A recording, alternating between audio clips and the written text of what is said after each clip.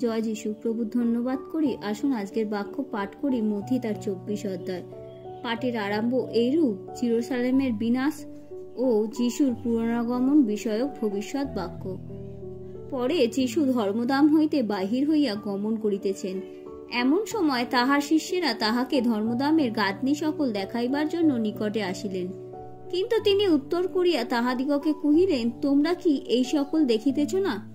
আমি তোমাদিগকে সত্য কইতেছি, এই স্থানের একখানি পাথর অন্য পাথরের ওপরে থাকিবে না, সমস্তই ভূমিসাৎ হইবে।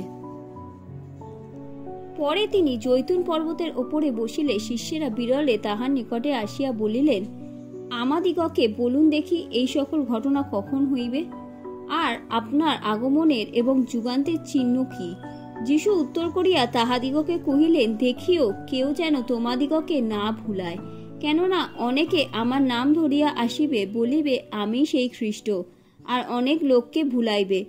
আর তোমরা যুদ্ধের কথা ও যুদ্ধের জনরব শুনিবে। দেখিও ব্যাকুল হইও না, কেননা এ সকল অবশ্যই ঘটিবে, কিন্তু তখনও শেষ নয়। কারণ জাতির বিপক্ষে জাতি ও রাজ্যের বিপক্ষে রাজ্য উঠিবে, এবং স্থানে স্থানে দুর্ভিক্ষ ও ভূমিকম্প হইবে। কিন্তু এ সকলই যাতনার আরম্ভ মাত্র। সেই সময় লোকেরা ক্লেশ দিবার জন্য তোমাদিগকে সমর্পণ করিবে ও তোমাদিগকে বধ করিবে, আর আমার নাম প্রযুক্ত সমুদয় জাতি তোমাদিগকে দেশ করিবে। আর তৎকালে অনেকে বিঘ্ন পাইবে, একজন অন্যকে সমর্পণ করিবে, একজন অন্যকে দেশ করিবে। আর অনেক ভক্ত ভাববাদী উঠিয়া অনেককে ভুলাইবে, আর অধর্মের বৃদ্ধি হওয়াতে অধিকাংশ লোকের প্রেম শীতল হইয়া যাইবে। কিন্তু যে কেউ শেষ পর্যন্ত স্থির থাকিবে, সেই পরিত্রাণ পাইবে।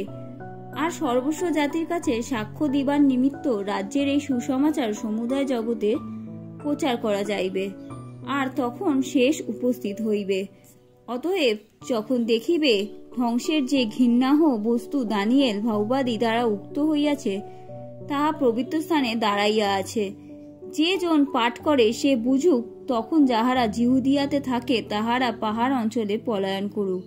যে কেউ ছাদের উপরে থাকে সেই গৃহ হইতে জিনিসপত্র লইবার জন্য নিচে না নামুক। আর যে কেহ ক্ষেত্রে থাকে সে আপন বস্ত্র লইবার নিমিত্ত পশ্চাতে ফিরিয়া না আসুক। হায়, সেই সময় গর্ভবতী এবং স্তন্যদাত্রীদিগে সন্তাপ হইবে। আর প্রার্থনা করো যেন তোমাদের পলায়ন শীতকালে কিংবা বিশ্রামবারে না ঘটে, কেননা তৎকালে এরূপ মহাক্লেশ উপস্থিত হইবে, যেরূপ জগতের আরম্ভ অবধি এ পর্যন্ত কখনোই হয় নাই, কখনো হইবেও না। আর সেই দিনের সংখ্যা যদি কমাইয়া দেওয়া না যাইত, তবে কোনো প্রাণী রক্ষা পাইত না। কিন্তু মনোনীতদের জন্য সেই দিনের সংখ্যা কমাইয়া দেয়া যাইবে। তখন যদি কেউ তোমাদিগকে বলে, দেখো সেই খ্রিস্ট এখানে কিংবা ওখানে, তোমরা বিশ্বাস করিও না। কেননা ভক্ত খ্রিস্টেরা ও ভক্ত ভাববাদীরা উঠিবে, এবং এমন মহৎ মন্দ চিহ্ন ও অদ্ভুত অদ্ভুত লক্ষণ দেখাইবে, যে যদি হইতে পারে তবে মনোনীত দিগকেও ভুলাইবে। দেখো, আমি পূর্বেই তোমাদিগকে বলিলাম। অতএব লোকে যদি তোমাদিগকে বলে, দেখো তিনি প্রান্তরে, তোমরা বাহিরে যাইও না, দেখো তিনি অন্তরাগারে, তোমরা বিশ্বাস করিও না। কারণ বিদ্যুৎ যেমন পূর্ব দিক হইতে নির্গত হইয়া পশ্চিম দিক পর্যন্ত প্রকাশ পায়, তেমনি মনুষ্যপুত্রের আগমন হইবে। যেখানে মরা থাকে সেইখানেই শকুন জুটিবে। আর সেই সময় ক্লেশের পরে সূর্য অন্ধকার হইবে, চন্দ্র জ্যোৎস্না দিবে না, আকাশ হইতে তারাগণের পতন হইবে, ও আকাশ মণ্ডলের পরাক্রম সকল বিচলিত হইবে। আর তখন মনুষ্যপুত্রের চিহ্ন আকাশে দেখা যাইবে। আর তখন পৃথিবীর সমুদয় গোষ্ঠী বিলাপ করিবে, এবং মনুষ্যপুত্রকে আকাশীয় মেঘরথে পরাক্রম ও মহাপ্রতাপে আসিতে দেখিবে। আর তিনি মহা তুরধ্বনি সহকারে আপন দূতগণকে প্রেরণ করিবেন। তাহারা আকাশের এক সীমা অবধি অন্য সীমা পর্যন্ত চারি বায়ু হইতে তাহার মনোনীত দিগকে একত্র করিবেন। ডুমুর গাছ হইতে দৃষ্টান্ত শিখো। যখন তাহার শাখা কোমল হইয়া পত্র বাহির করে, তখন তোমরা জানিতে পারো গ্রীষ্মকাল সন্নিকট। সেইরূপ তোমরা এই সকল ঘটনা দেখিলেই জানিবে তিনি সন্নিকট, এমনকি দ্বারে উপস্থিত।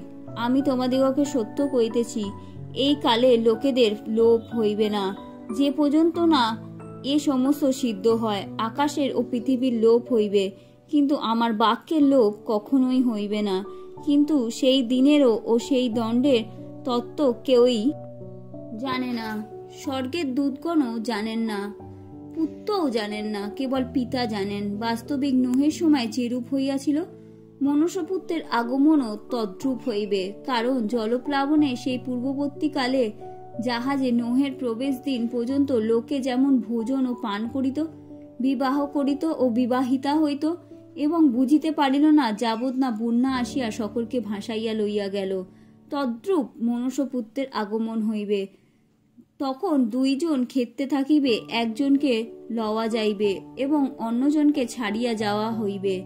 দুইটি স্ত্রীলোক যাতা পিসিবে, একজনকে লইয়া যাইবে এবং অন্যজনকে ছাড়িয়া যাওয়া হইবে। অতএব জাগিয়া থাকো, কেননা তোমাদের প্রভু কোন দিন আসিবেন তাহা তোমরা জানো না। কিন্তু ইহা জানিও, চোর কোন প্রহরে আসিবে তাহা যদি গৃহকর্তা জানিত, তবে জাগিয়া থাকিত, নিজ গৃহে শীত কাটিতে দিত না। এই জন্য তোমরাও প্রস্তুত থাকো, কেননা যে দণ্ড তোমরা মনে করিবে না, সেই দণ্ডেই মনুষ্যপুত্র আসিবেন। এখন সেই বিশ্বস্ত বুদ্ধিমান দাস কে, যাহাকে তাহার প্রভু নিজ পরিজনের ওপরে নিযুক্ত করিয়াছেন, যেন সে তাহাদিগকে উপযুক্ত সময় খাদ্য দেয়। ধন্য সেই দাস, যাহাকে তাহার প্রভু আসিয়া সেই রূপ করিতে দেখিবেন। আমি তোমাদিগকে সত্য কইতেছি, তিনি তাহাকে আপন সর্বস্বের অধ্যক্ষ করিবেন। কিন্তু সেই দুষ্ট দাস যদি মনে মনে বলে, আমার প্রভুর আসিবার বিলম্ব আছে, আর যদি আপন সহদাসদিগকে মারিতে এবং মত্ত লোকেদের সঙ্গে ভোজন ও পান করিতে আরম্ভ করে, তবে যে দিন সে অপেক্ষা না করিবে এবং যে দণ্ড সে না জানিবে, সেই দিন সেই দণ্ডে সেই দাসের প্রভু আসিবেন, আর তাহাকে দ্বিখণ্ড করিয়া কপটীদের মধ্যে তাহার অংশ নিরূপণ করিবেন। সেই স্থানে রোদন ও দণ্ডঘোষণ হইবে। আমেন।